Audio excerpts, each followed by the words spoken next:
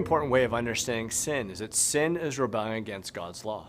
It's not doing what he requires of us, not living as he has called us to live, and therefore never fully being who God created us to be. Sin is living without reference to God, not viewing him to be the defining reality of our lives around which our entire lives need to be centered. And when we don't live as if God is who he is, we violate his law and all of the good, loving, protecting guidelines that he's provided to us for how to best and most fully live our lives. Think about it this way. If you were to walk off a cliff and say, I don't have to live by the law of gravity, I can live by my own rules. On the one hand, you aren't obeying a very specific rule and commandment, namely, don't walk off a cliff. But on the other hand, you're also not living in reference to gravity. You're living as if gravity were of no consequence or importance in your life. You would never say the laws of gravity are just so arbitrary, it just seems so unreasonable that I have to obey them. You would never say that because you understand that gravity is something that we must live in reference to. Of course, there would be guidelines to honor, boundaries to acknowledge. And do you know what happens when you walk off a cliff and try to break the law of gravity? Death and disintegration.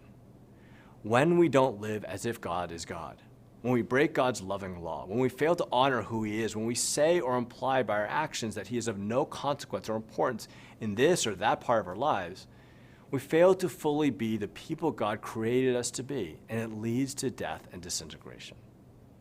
This illustration may help. The solar system exists harmoniously when all the planets orbit around the same center, namely the sun. If, however, the planets all decided on their own what to orbit around, or some of the planets chose not to orbit around anything or to orbit around themselves, what would happen? Death and disintegration. The solar system as we know it would unravel and fall apart because the planets are not orbiting around the correct center. They aren't living in reference to the sun, and therefore everything falls apart and is destroyed. Not living in reference to God not only leads to our death and disintegration, it's the reason why the entire cosmos is subject to death and disintegration. God created Adam and Eve to be the centerpiece and the pinnacle of creation. And yet when they sinned, not only did their disobedience of God's loving law have implications on their lives, it had implications on the entire cosmos. Paul writes that the wages of sin is death. Sin leads to death. And yet the gospel is that Jesus Christ experienced death so that we could live. In some ways, he was disintegrated on the cross, spiritually torn apart, so that we could be made whole. He died for our sin so that we could be made alive. He experienced death and disintegration.